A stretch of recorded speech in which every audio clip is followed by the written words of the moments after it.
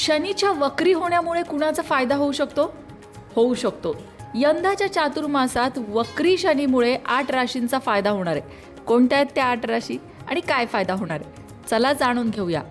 सध्या शनी मीन राशीमध्ये आहे आणि त्यामुळेच कुंभ, मीन आणि मेष या 3 राशींना 7.5 सुरू आहे हे सगळ्यांना माहिती आहे.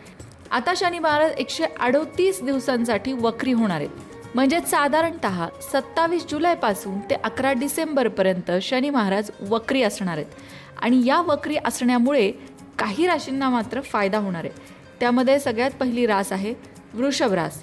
वृषभ राशीला शनी महाराजांचं वक्री होणं दिलासा देणारं ठरू शकतं. नोकरदारांना नवीन जबाबदाऱ्या मिळू शकतात.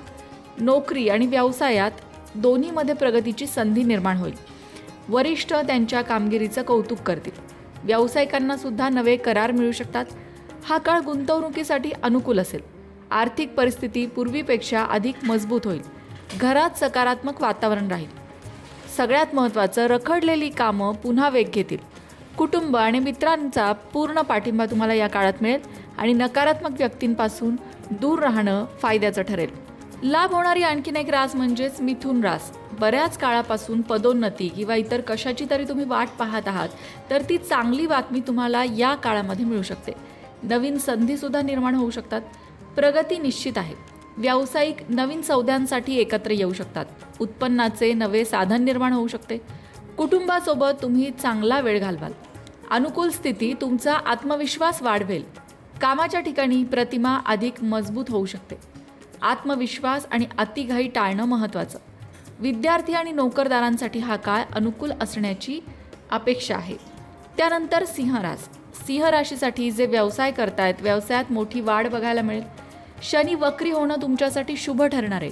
आर्थिक परिस्थितीला एक नवीन वळण देणारा हा काळ असेल. अचानक आर्थिक लाभ होऊ शकतात. पैसे बऱ्याच काळापासून कुठे अडकले असतील किंवा वडिलोपार्जित मालमत्तेबाबतही काही वाद असतील तर या काळात तो मिटेल.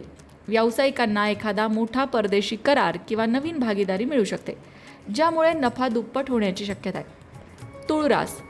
सरकारी क्षेत्रातून तुळ राशीच्या लोकांना लाभ प्राप्त होऊ शकतो. नोकरी करणाऱ्या व्यक्तींना कामाच्या ठिकाणी मोठी जबाबदारी किंवा बढती मिळण्याचे योग आहेत. विरोधक प्रयत्न करूनही तुम्हाला हानी पोहोचू शकणार नाहीत. सरकारी कामं पूर्ण होतील. जे सरकारी नोकरीच्या तयारीत आहेत किंवा ज्यांची निविदा किंवा काही प्रकरणं प्रलंबित आहेत त्यांना हा काळ मोठं यश देणारा ठरू शकतो. समाजात आदर वाढेल. विद्यार्थ्यांना इच्छित शिक्षण संस्थेमध्ये प्रवेश मिळण्याचे सुद्धा योग आहेत. एकंदरीतच तुळ राशीसाठी आनंदी आनंदगडे असं वातावरण या 4 महिन्यांमध्ये असेल. त्यानंतर वृश्चिक रास. सकारात्मक परिणाम वृश्चिक राशीला सुद्धा मिळणार आहेत. जीवनातील अडथळे हळूहळू कमी होण्याची चिन्ह आहेत. व्यावसायिक प्रगती दिसून येईल. त्याचबरोबर कुटुंबामध्ये शांतता आणि आनंद नांदेल. काही समस्यांना सामोरं जावं लागू शकतं, तरीही परिस्थितीत थोडी सुधारणा होईल. शिक्षणाच्या बाबतीत शुभफळं दिसून येतील. गुंतवणूक केली तर त्यात सुद्धा सुधारणाच दिसून येईल. धनुरास. करिअर आणि आर्थिक बाबतीत सकारात्मक बदल होऊ शकतात. नोकरी आणि व्यवसायात नवीन संधी मिळण्याची शक्यता आहे. धार्मिक कार्यामध्ये तुमची आवड वाढेल. प्रवासाची ही शक्यता आहे. कठोर परिश्रम आणि शिस्तीमुळे सकारात्मक परिणाम मिळू शकतात. आपल्या आरोग्याकडे लक्ष देण्याचा सल्ला मात्र तुम्हाला दिला जातोय. त्यानंतरची लाभ होणारी रास आहे मकर रास. मकर राशीच्या लोकांना शनी महाराज वक्री होत आहेत त्याचा लाभ होणार आहे. या काळात सकारात्मक परिणाम मिळण्यास थोडा विलंब होऊ शकतो, पण स्पर्धात्मक कार्यांमध्ये यश मिळू शकतं. तुम्ही तुमच्या स्पर्धकांवर मात कराल. काही विशिष्ट बाबींमध्ये तुम्ही विशेष सावधगिरी बाळगावी असा सल्ला मात्र तुम्हाला दिला जातो. मीन रास. मीन राशीच्या लोकांना शनी वक्री असण्याचा हा काळ नक्कीच इच्छित ठिकाणी बदली किंवा वरिष्ठांकडून पाठिंबा मिळवून देणारा ठरू शकतो. कारण तसंही 7.5चा दुसरा टप्पा सुरू आहे. त्यामुळे काही गोष्टी त्रास देतात तुम्हाला, पण सकारात्मक परिणाम तुमच्या व्यक्तिमत्वावर आणि करिअरवर या काळात दिसणार आहेत. कामाच्या ठिकाणी तुमचं वर्चस्व राहू शकेल. कार्यालयात कामाचं कौतुक होईल. वरिष्ठ तुमच्या सूचनांना प्राधान्य देतील, ज्यामुळे स्थान अधिक मजबूत होईल. गुंतवणुकीच्या दृष्टिकोनातून हा एक उत्तम काळ आहे. या काळात केलेल्या गुंतवणुकीतून भविष्यात प्रभावी परतावा मिळू शकतो. तर मंडळी, शनी महाराज नेहमीच कठोर न्यायाधीश असतात हे जरी खरं असलं तरी कधी कधी शनी महाराजांची कृपा होते तेव्हा आनंदी आनंदसुद्धा होतो. तेव्हा या राशींसाठी हा काळ नक्कीच लाभाचा असणार आहे.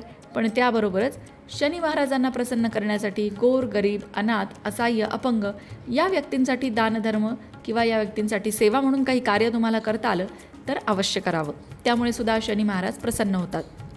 अशाच प्रकारच्या माहितीपूर्ण व्हिडिओंसाठी लोकमत भक्ती चॅनलला सबस्क्राईब करा आणि बेल आयकॉनवर सुद्धा क्लिक करा, म्हणजे आमच्या नवनवीन व्हिडिओचं नोटिफिकेशन तुम्हाला मिळत राहील.